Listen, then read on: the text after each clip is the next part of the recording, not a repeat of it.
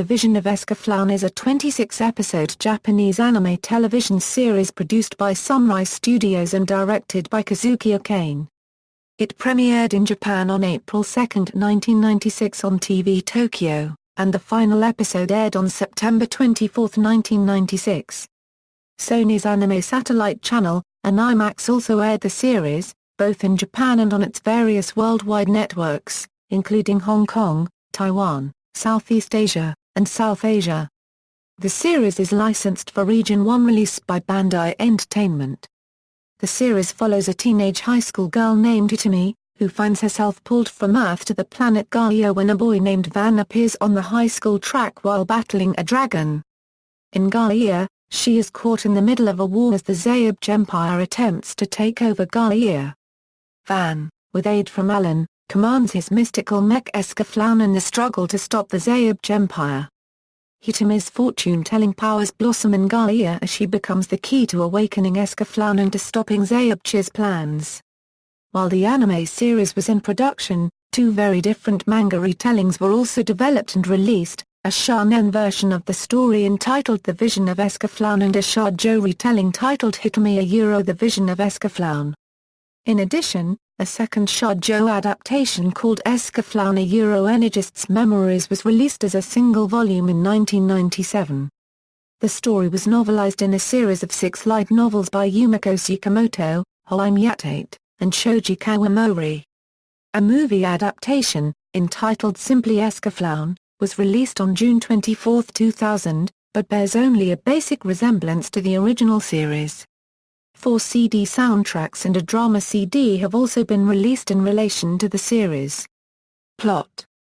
The series focuses on the heroine, Hitomi Kanzaki, and her adventures after she is transported to the world of Gaea, a mysterious planet where she can see Earth and its moon in the sky.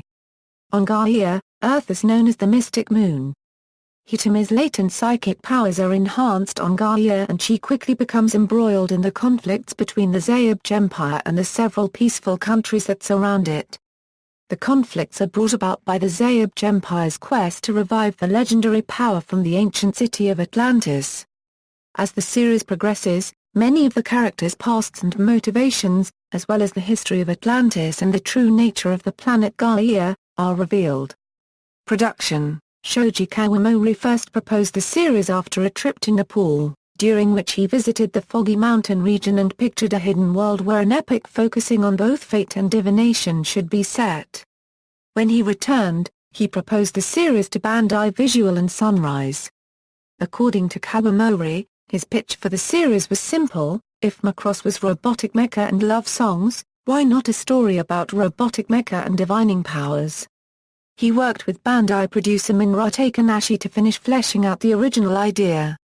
They researched various mysteries for inspiration, particularly stories centered on the mythical land of Atlantis in the Bermuda Triangle. As the series began taking shape, they changed the lead character from a male, the norm for an action mecha series, to a high school girl as the lead character. Nobuta Ryuki was hired as the character designer, and tasked with crafting a design for Hitomi and the rest of the cast. He would later state that Hitomi was his favorite character because it was the first one he had ever designed completely from scratch rather than simply being adapted from an existing medium. Initially, Fokin and Glendor were a single enemy commander, but as the story was fleshed out, the creators felt the series would be more interesting if there were two with very different personalities. Initially, the series was planned at 39 episodes, with Yasuhiro Imagawa brought on board to direct. He is credited with coining the word Escaflowne, a Latin-based derivative of the word escalation, that would be used in the title. Imagawa saw the series as being a typical shonen series that was heavily male-oriented and featuring a shapely heroine and dramatic battles. However, he left the project before actual production started to direct Mobile Fighter G Gundam.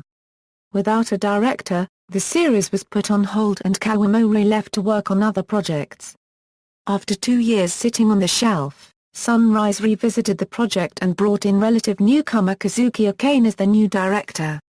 In order to broaden the potential audience, Okane decided to add more shoujo, or girl-oriented, elements to the series. the suggestive elements were removed, several of the male characters were given more bishy and beautiful boy appearances, and the plot element around the tarot cards were added. Akane also gave the character of Hitomi a complete makeover, taking her from being a curvy, hair-headed, long-haired girl with glasses to the slim, athletic, short-haired and more intelligent and confident girl seen in the final series. With the series character designs finalized and the story set, Yoko Kanno was selected to write the songs for the series, including the background songs which she co-wrote with Harime Mizoguchi. Initially they found it difficult to score the series as the plot itself was still being reworked around the new concept, but the plot changes were finished in time for them to prepare the score and give the film the desired final epic touch. 16-year-old Maoru Sakamoto, fresh from a small role in the anime adaptation of Mizuhiro Jidai, was selected not only as the voice of Hitomi, but also to sing the Escaflowne theme song. Kanno is noted as saying that Sakamoto is an ideal interpreter of her work. After this project, they continued to collaborate on many other works and some consider her work on the Vision of Escaflowne to be the launching point of Sakamoto's career. As the series entered into production, the budget required it be cut down to 26 episodes before work began on the final scripts and animation began. Not wanting to cut out any of the characters or the already elaborately planned plot lines, the series was instead forced to fit into the shorter length and cover more of the story in each episode than originally planned. This can be seen some in the first episode, wherein the credits were cut in favor of adding more exposition. In the retail Japanese video release, some of the deleted scenes were restored to the first 7 episodes. Media =anime series =. The Vision of Escaflowne premiered in Japan on TV Tokyo on April 2, 1996, where it aired weekly until it completed its 26-episode run on September 24, 1996. Bandai Entertainment Euro's North American division, which licensed the series for home video distribution under its Anime Village label, first released the series with English subtitles, across 8 VHS volumes, including a box set, from September 15, 1998 to December 15, 1998. In August 2000, Fox Kids began broadcasting the series in the United States. Produced by Haim Saban, these dubbed episodes were heavily edited to remove footage, add new flashback sequences to remind the audience of the events that just occurred, and to heavily downplay the role of Hitomi in the series. The first episode was skipped altogether, and the series soundtrack produced by Yoko Kanno was partially replaced with more techno themes. This modified version of the series was cancelled after 10 episodes due to low ratings. Fox explained that they edited to meet their own target audience, to comply with broadcast standards, and to fit the allowed time slot. The Canadian television channel YTV acquired Fox's dubbed version of the series for broadcast. Following Fox's planned broadcast schedule, they premiered the series on September 11, 2000 with a second episode. YTV aired all of the episodes Fox Kids dubbed, concluding with the series' true first episode in February 2001. Bandai began releasing the dubbed version to VHS in 2000, discontinuing the releases in February 2001 after only 4 volumes had been released. Bandai later released the entire series, unedited and in the original episode order, to Region 1 DVD. Spanning 8 volumes, the releases include the original Japanese audio tracks with optional English subtitles, and the uncut English dubbed track. Bandai also later released the series in several different box sets, including a limited edition set released on July 23, 2002, a perfect collection Euro, which included the Escaflowne feature-length movie Euro released October 26, 2004, and an Anime Legends box set on April 11, 2006.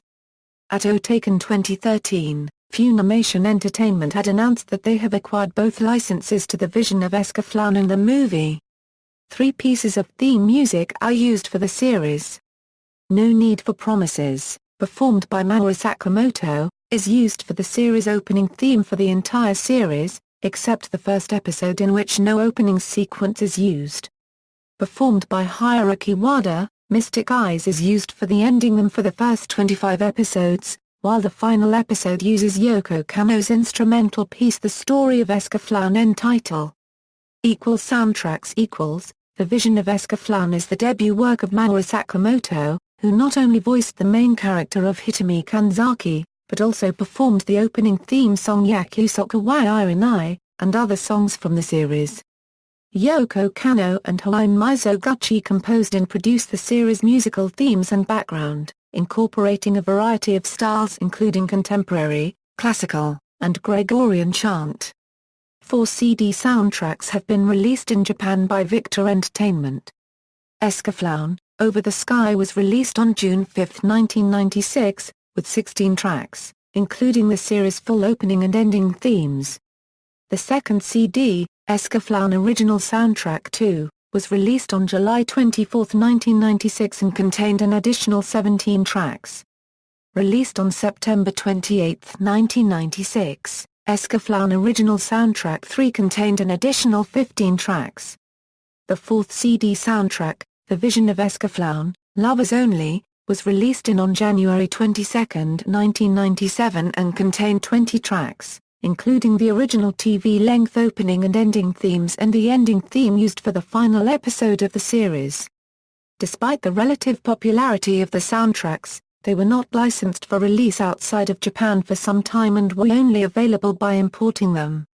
However, all 4 soundtracks can now be currently purchased digitally via iTunes.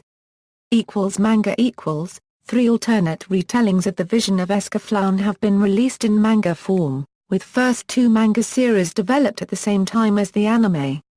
Due to the radical changes in the anime series during production, these 2 manga series are very different from the original anime series and each other. The first series, also titled The Vision of Escaflowne, was one of the first manga series to appear in the then new Shonen Ace magazine from Kadokawa Shoten. Despite the anime series itself being on hold, Sunrise gave artist Katsuo Akai the existing production and character designs, resulting in the first manga series having the heavy shonen feel and curvaceous Hitomi that was originally planned for the anime series.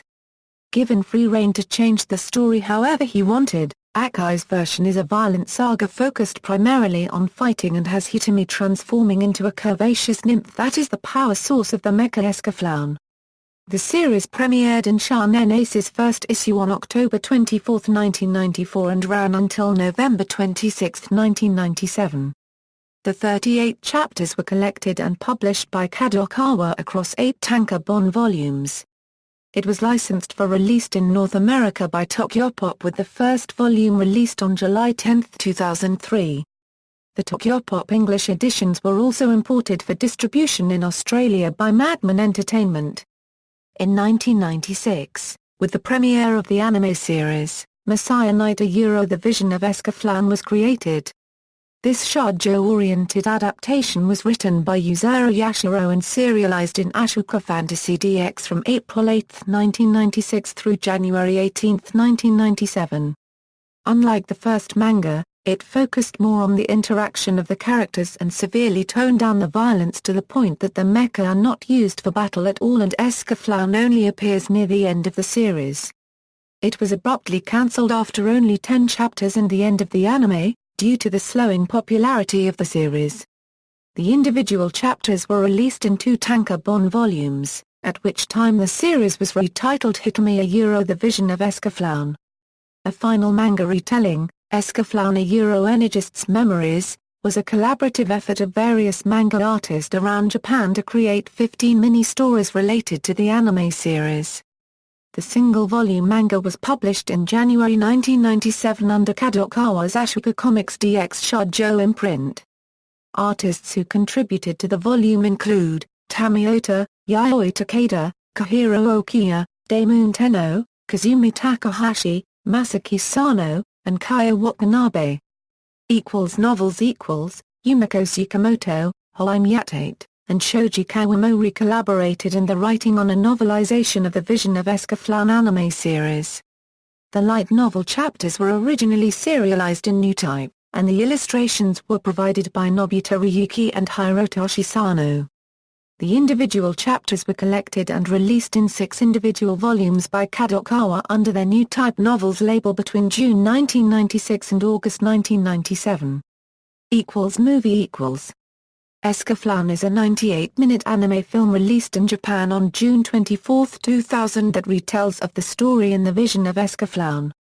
The film was produced by Sunrise, animated by Studio Bones, and directed by Kazuki Okane. Featuring character redesigns by Nobuteru Yaki, the film focuses on the relationship between Van and Hitomi and their personal issues. The characters themselves are also given different personalities.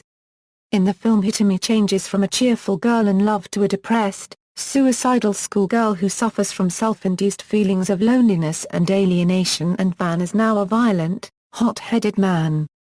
In the film, the world of Gaea has a more Asian design than the heavily European-influenced television series. Other media Victor Entertainment released one drama CD for the series, Escaflowne Original Drama Album, which was released on December 18, 1996.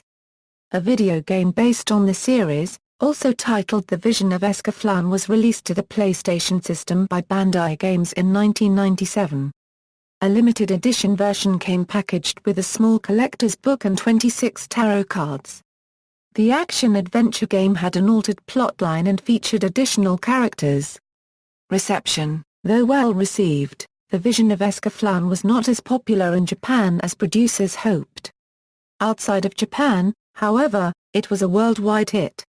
In the United States, it outsold Gundam on videotape, and the first volume of the English DVD release of The Vision of Escaflowne was the 4th best-selling anime DVD for the month of September 2000. The series aired in South Korea, where it enjoyed consistently high ratings. Producers noted that it was the worldwide success that led to the eventual creation of the anime film, Escaflowne. Egon Liu, writing for America, considered it an epic fantasy with some of the most dramatic music in any soundtrack, anime, or live action, and a breathless pacing that result in its being an acclaimed masterpiece. References. External links: official website, Bandai Channel webpage, Biglog webpage, BS11 website, official Creek The Vision of Escaflowne website, Heine no Cars, Tokyopop's manga webpage, Madman Entertainment website, Madman Entertainment website, The Vision of Escaflowne at Anime News Network's Encyclopedia, The Vision of Escaflowne at Anime News Network's Encyclopedia, Hitomi The Vision of Escaflowne at Anime News Network's Encyclopedia, Escaflowne Energist's Memories at Anime News Network's Encyclopedia, an America article.